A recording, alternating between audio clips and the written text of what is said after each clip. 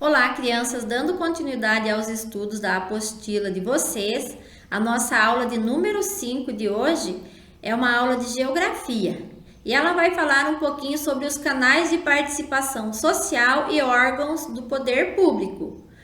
Como vocês sabem, é de conhecimento de todos, nós estamos no mês de novembro e é o mês da eleição, né? É o mês que nós, os adultos, irão escolher os nossos representantes lá no poder público, ok?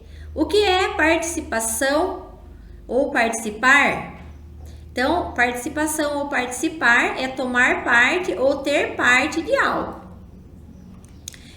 Eleições de representante, militância em partido político, exercício de função pública, associações de natureza política ou social, ação organizada de grupos de pressão, fiscalização dos serviços públicos.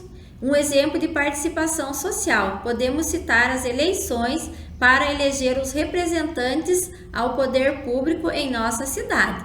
Então, isso aqui que eu falei aqui acima, tudo significa participação ou participar, né? E aqui um exemplo mais comum, então, seria a participação nas eleições, que é para eleger o nosso representante lá na prefeitura, na Câmara dos Vereadores, no caso, quando é de governo, lá no estado e assim por diante. Aqui, como nós estamos nas eleições municipais, eu vou falar um pouquinho então sobre as funções do prefeito no município. Aqui nessa legenda, aqui nessa imagem abaixo, vocês podem observar aqui, todas as pessoas precisam de um governante para administrar o espaço onde vive. Então, com base aqui nessa imagem, a gente vai ler aqui a legenda que fala um pouquinho sobre as funções do prefeito no município. Em cada 4 anos, brasileiros em todos os países mobilizam para eleger o prefeito de suas cidades. Em 2016, por exemplo, foram eleitos 5.568 prefeitos. Apenas Brasília e Fernando de Noronha não contam com a disputa. Então, aqui, esse dado foi de 2016. E como as eleições de prefeito acontecem a cada 4 anos, então esse ano, esse mês de novembro, está sendo eleito então um novo prefeito para cada município. As eleições municipais de 2020 no Brasil estão marcadas para os dias 15 de novembro, a data do primeiro turno, e para 29 de novembro, a data do segundo turno. O calendário foi aprovado pelo Tribunal Superior Eleitoral. Prévio o primeiro turno em 4 de outubro, previa-se, o primeiro turno em 4 de outubro e o segundo no dia 25. Porém, as datas e os prazos do pleito precisaram ser adiados por causa da pandemia do novo coronavírus. Mas o que faz o prefeito? Veja abaixo os principais pontos para entender melhor o cargo político. Para se candidatar a prefeito, a pessoa precisa ter domicílio eleitoral na cidade em que pretende concorrer.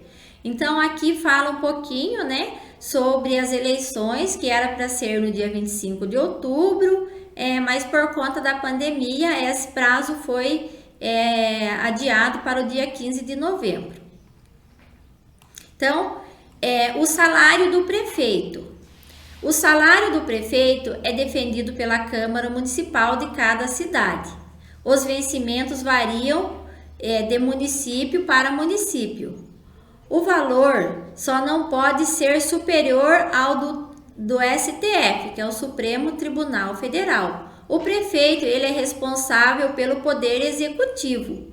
Como tal, deve colocar em prática o conjunto de intenções de seu governo. Então, aqui fala um pouquinho, que o prefeito ele é responsável pelo poder executivo, então, ele é responsável por executar, então, os projetos que é feito pela Câmara de Vereadores. E aí, se vocês quiserem saber mais sobre o que faz um prefeito, é só vocês acessarem esse site, clicar aqui nesse link e vocês irão ter mais conhecimento de qual é a função de um prefeito e como que funciona as eleições, ok? O poder público brasileiro, por meio do voto, elege seus representantes para, quer dizer, aqui na verdade é o poder público, que aqui é o povo brasileiro, ok? Então, o povo brasileiro, por meio do voto, elege seus representantes para cuidar, administrar o país, o estado e o município. São os vereadores e os deputados estaduais e federais, prefeitos, os senadores, o governador e o presidente da República. Essas pessoas são responsáveis pelas leis e formam o poder público. Então, todos eles formam o poder público, ok? O poder público é dividido em poder legislativo, que fazem as leis, poder executivo, que aprova e coloca as leis em prática, poder judiciário, fiscaliza as aplicações das leis. Esses três poderes existem para colocar em prática e fazer cumprir as leis que são feitas para todos. Então, aqui fala um pouquinho sobre o poder público, né? Poder executivo, poder legislativo e o poder judiciário. São os três poderes que regem, então, a administração pública do nosso país. Então, vamos lá. O poder legislativo. Esfera do poder. Aqui, então, temos a esfera do poder, né? Que é o municipal, estadual e federal. Quem faz parte, onde é feito e o que faz. Então, o municipal, o poder aqui do municipal, quem faz parte são os vereadores, né? Onde é feito na Câmara Municipal. E quem faz e o que faz, eles fazem as leis para o município. Lá no estado, são os deputados estaduais que fazem parte do poder. Onde é feito na Assembleia Legislativa, né, do estado. E o que eles fazem lá, eles fazem as leis para o estado. E aqui na esfera do poder federal, nós temos os deputados federais e os senadores. Então, as leis são feitas lá na Câmara dos Deputados e Senadores, e eles fazem as leis para o país. Então, aqui estão as esferas dos três poderes, né, que regem a lei do nosso país. Então, agora com base aqui nessa tirinha, vocês irão relacionar aqui as leis aqui abaixo. Então, relacione a coluna 1, a 2, na verdade, de acordo com a 1. Aqui nós temos o número 1, os vereadores. Aonde que os vereadores fazem as leis? Na Assembleia Legislativa, na Câmara dos Deputados ou na Câmara Municipal? Aí vocês vão colocar o número de acordo com aonde são feitas as leis. Número 2, os deputados estaduais. E o número 3, deputados federais. Atividade número 2. A Assembleia Legislativa localiza-se em qual cidade de seu estado? E por quê? Aí vocês vão pesquisar a Assembleia Legislativa aqui do estado do Paraná, tá? Onde que ela se localiza e também por que ela se localiza nesse lugar. Em nosso país, onde está instalado o Congresso Nacional? Também vocês irão pesquisar lá na internet e vão colocar aqui onde que está localizado o Congresso Nacional aqui no Brasil, ok? Você sabia? A lei maior do país é a Constituição. Nenhuma lei pode ser contrária a ela. Então, aqui, com base, tudo que a gente falou aqui acima, é tudo baseado, então, na nossa lei maior, que é a Constituição Federal, ok? Essa, então, foi a nossa aula de Geografia de hoje.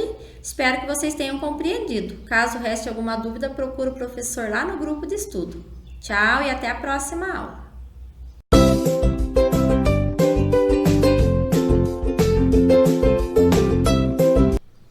Olá, crianças! Então vamos para a nossa disciplina de Educação Física agora, que está aí na 5ª aula, vocês quase finalizando essa 24ª apostila.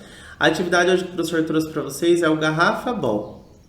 Então, para essa atividade, vocês vão precisar de materiais recicláveis, que a sugestão são 2 garrafas PET ou alguma embalagem semelhante, certo? Uma bola, que caso vocês não tenham, pode ser confeccionada aí com meias ou sacolinhas plásticas, certo? O professor colocou aqui para vocês o link do YouTube, onde vocês vão poder acessar na descrição do vídeo, logo embaixo, ok? E vocês vão poder acompanhar como que é feita essa brincadeira, como que é feito esse garrafa ball. Aqui, né, o professor colocou o print da tela, né, do vídeo que vocês vão assistir, para poder efetuar a brincadeira de vocês. E observem aí, né, vai ser necessário 2 participantes. Olha a colocação das garrafas PET, né, a bola que o professor orientou e falou aí para vocês confeccionarem ou utilizarem a que vocês já têm. Ok? Então chama lá o irmão, a irmã, né, alguém da casa, da família aí e boa diversão!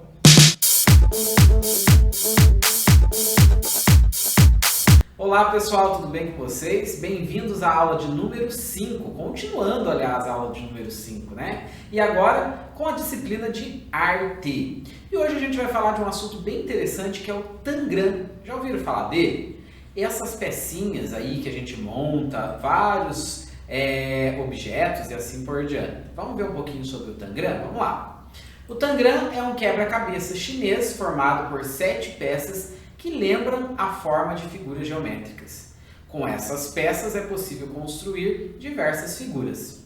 Agora é com você. Tem aí uma tesourinha, então você vai recortar. Recorte com muita atenção as peças do Tangram e monte desenhos super legais. Exatamente, olha as pecinhas do Tangram aqui, ó, bem coloridas. Pode olhar aqui que nós temos, ó, essa amarela, nós temos o verde aqui bem legal, temos mais um verde aqui, outro vermelho, outro azul, mais um amarelo e mais um azulzinho aqui embaixo. Muito legal as pecinhas do Tangram e dá para você soltar a sua criatividade.